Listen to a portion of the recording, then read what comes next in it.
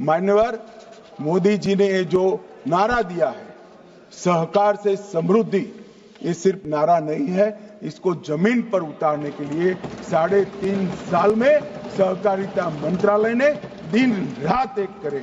और मान्यवर आने वाले दिनों के अंदर कुछ ही महीनों में कोऑपरेटिव बेसिस पर ओला उबर जैसी एक बहुत बड़ी कोऑपरेटिव सहकार टैक्सी आने वाली है, जो 2 व्हीलर की टैक्सी का भी रजिस्ट्रेशन करेगी, जो रिक्शा का भी रजिस्ट्रेशन करेगी और 4 व्हीलर का भी करेगी, और उसका मुनाफा किसी धन्ना सेठों के हाथ में नहीं जाएगा मान्यवर, वो ड्राइवर के पास जाएगा।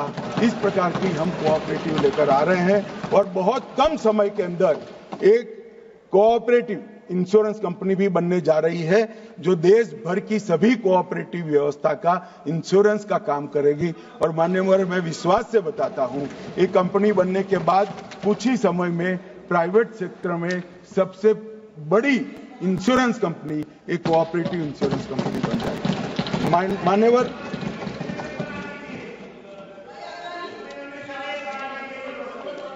मान्यवर ये मैं जवाब में कहने वाला था, मगर इन्होंने बीच में यूपी कर रहे हैं।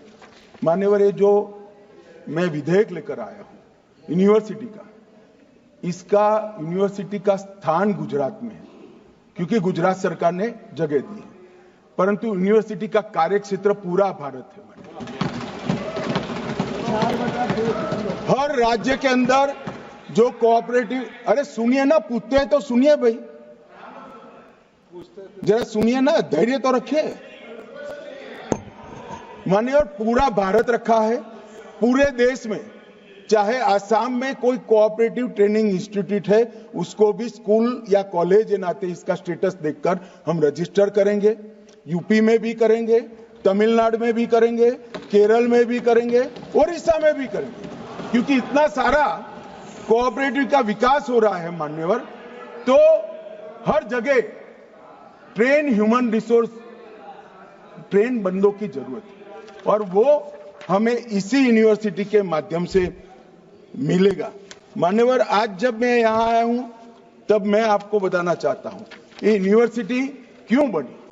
ये मैंने जो बैकग्राउंड गाया, 3.5 साल में कोऑपरेटिव का जो विकास किया है, कोऑपरेटिव हर क्षेत्र में पनपी है, वहां कोऑपरेटिव वीक होने का एक कारण भी था कि जो समितियों में होता था वो अपने चट्टो बट्टों को नौकरी दे देते। अब क्योंकि सहकारिता के क्षेत्र में कोई डिग्री ही नहीं है, तो अगर कोई मानक बनाना है तो भी क्या बनाते।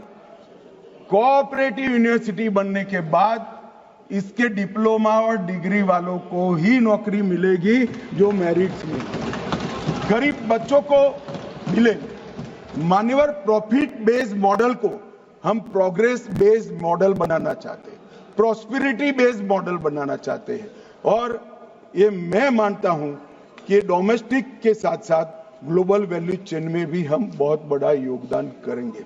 मान्यवर एक न्यू एज कोऑपरेटिव कल्चर भी इस यूनिवर्सिटी से शुरू होगा, और सहकारी शिक्षण प्रशिक्षण संस्थान देश भर में हजारों की संख्या में फैले हुए हैं, मगर किसी का कॉमन कोर्स नहीं। जैसे पैक्स का सेक्रेटरी, तो इसका कोई कोर्स ही नहीं। कोऑपरेटिव बैंक में काम करने वाला व्यक्ति, इसका कोई कोर्स ही नहीं।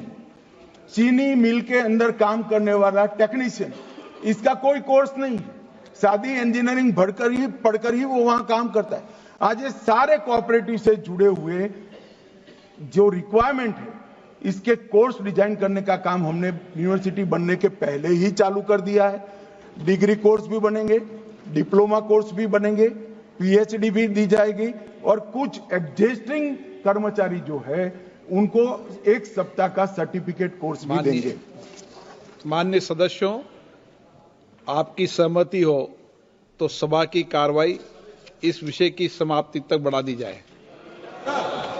मान्यवर बिल के माध्यम से सहकारी सिद्धांतों का विस्तार होगा, सहकारी गतिविधियों का विस्तार होगा, नई प्रौद्योगिकी का फायदा कोऑपरेटिव को मिलेगा, अनुसंधान और नवाचार भी बढ़ेंगे, और जमीन पर एक मजबूत कोऑपरेटिव खाका समग्र देश में सिमेट्रिक तरीके से डेवलप होगा, ये मान्यवर मेरा विश्वास है।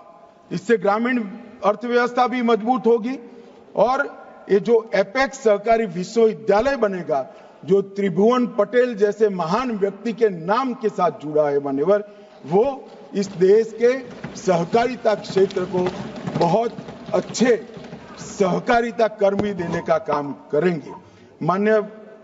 मान्यवर, इस विधेयक में सोसाइटी पंजीकरण अधिनियम 1860 के तहत इसको पंजीकृत किया जाएगा।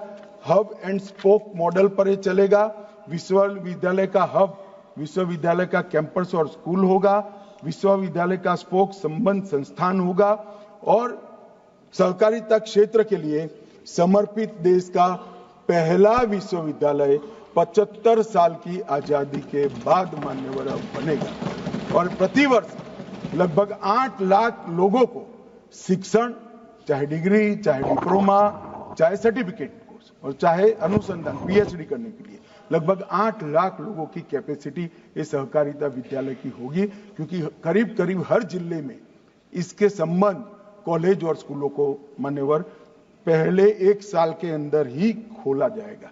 इसके अंदर दौरान 10वीं और 12वीं पास लोगों के लिए भी कोर्स होंगे, इंजीनियरिंग के बच्चों के लिए भी कोर्स होंगे, चार्टर्ड अकाउंटेंट के लिए भी कोऑपरेटिव बैंकिंग के कोर्स होंगे, टेक्नोलॉजी के छात्र जो इंजीनियर बन के आए हैं इनको कोऑपरेटिव की टेक्नोलॉजी की रिक्वायरमेंट जैसे डेयरी है और बाकी सारी चीजें हैं, इस सब के लिए दरियाई संपदा का प्रोसेसिंग, इस प्रकार की कई चीजें हैं, इसके लिए भी अनुकूल कोर्स होंगे।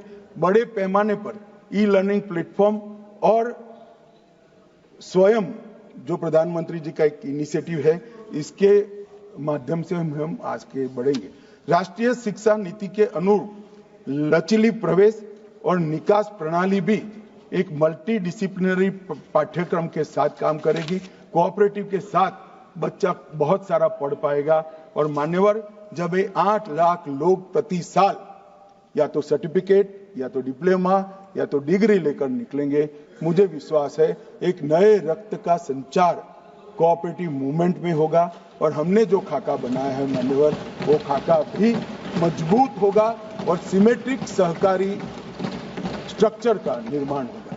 और मान्यवर, मैं यहाँ पर खड़ा रहकर इस पवित्र सदन में जब सहकारिता की बात कर रहा हूँ तब मैं बहुत सारे लोगों को मालूम नहीं होगा, मैं 18 साल की आयु से ही कोऑपरेटिव से जुड़ा हुआ और हर एक क्षेत्र के कोऑपरेटिव का मुझे एक्सपीरियंस है।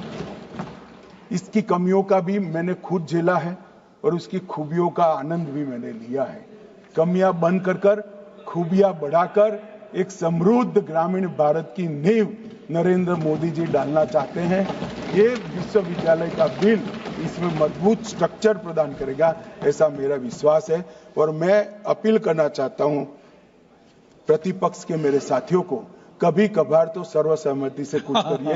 ये किसानों के लिए है, गांव के लोगों के लिए है, इसको कम से कम विरोध के बगैर पारित कराइए, ऐसी मेरी विनती है। धन्यवाद।